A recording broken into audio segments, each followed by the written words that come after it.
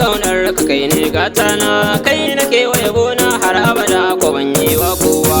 Ya Rasulullahi ina kaunar ka kai ne gata na, kai nake wa yabo na har abada ko ban yi wa kowa.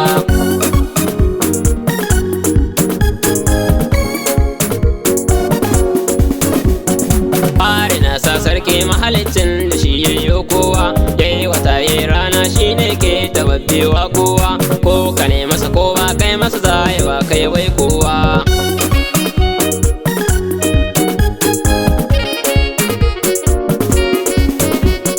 Rabba kai salati wanda sane bai kai nan gumba, kai ta yi masa Allah sau adadin da ma baka kago ba, alihi da sahabbai har shurafa uba na mantawa.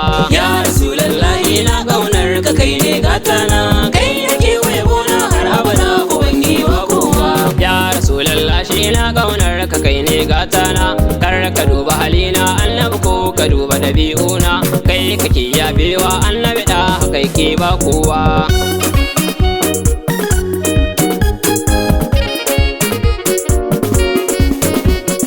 Jarumin Allahu gaba ɗaya kai kadai ne kai suna, kai kai mana gata annabi da hamu dai sai murna, kai ka samu hanya annabi da kai ke ba kowa.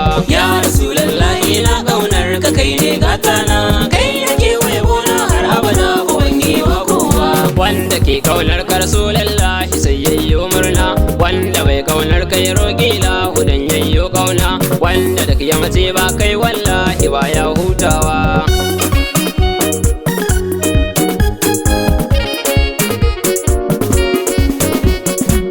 Masoyin Allah kai ne wanda ba zai farko ba, kai ka zo rayayye tun ba rai da ruhi ne duba, kai ka bauta Allah tun ba faru balle bautawa.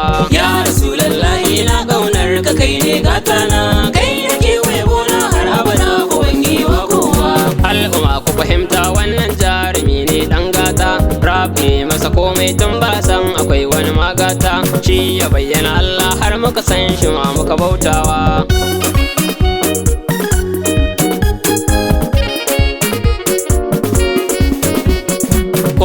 Ka ji Allah annabi na anan gunne duba, annabi ɗaya ne Allah ɗaya ne kwana san babi ba, duk isa ta ƙare ta makale a manzan hutawa.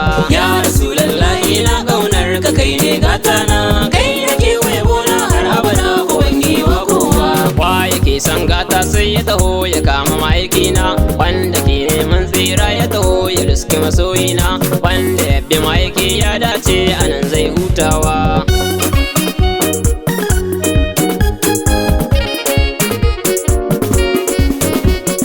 Wanda ke neman wahala ya guje wa annabi gata na, wanda ya ki ma'aiki zai shiga ha'ula idan rana, ran kiyama in an tashi ya zama baya hutawa. Ya Rasulullahi na kaunar ka kai ne gata na, kai nake wa yabo na har abada ko ban yi wa kowa. Dole ne kaunar ka Rasulullahi ko ba maso ba, dan kwa duk mulkin ka ba zai zamto yana jin daɗi ba, za ya zama cikin wahala abadan ko shi bai hutawa.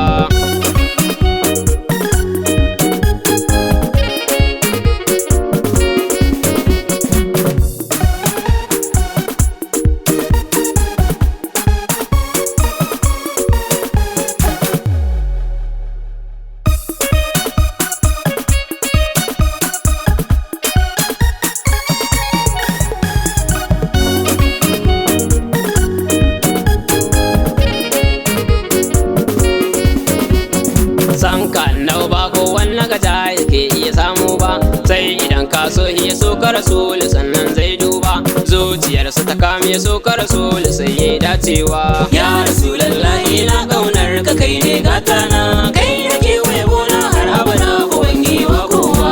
Kyau na fuska wannan ba shi ne ya zamto kyawu ba, kyan hali shi ne ya zamo asali na kyawu na duba, dukkan mai kyan annabi ya taɓe ko shi bai hutawa.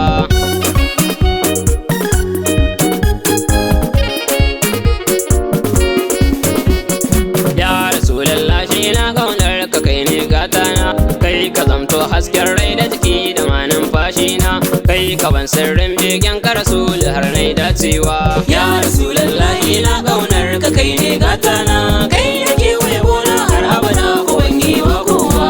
Kai kake yin gata ni sirrin begen ka ne babban gata, annabin mu Muhammadu mai san ka baya taɓewa.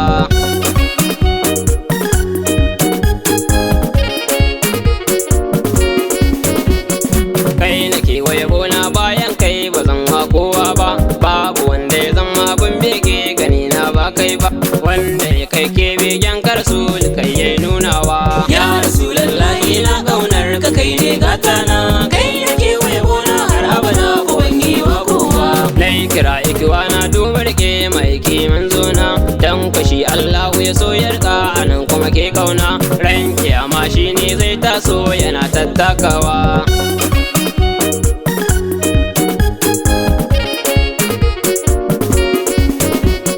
Rabbana ya fili bi in an yi mai kuma an tuba, in ka je da maiki wannan babu mazancan duba, wanda ya taba annabu wannan rabu baya yafewa.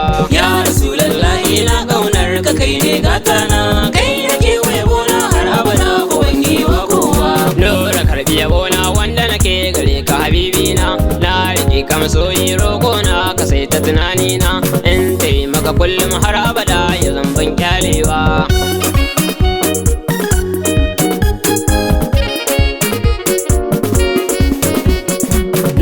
San hutawa ne Haruna masoyinka, mai yabanka kullum raina zuciyata na baka, har iyaye kanni yayye na ko bana kyalewa. Ya Rasulullahi na kaunar ka kai ne gata na, kai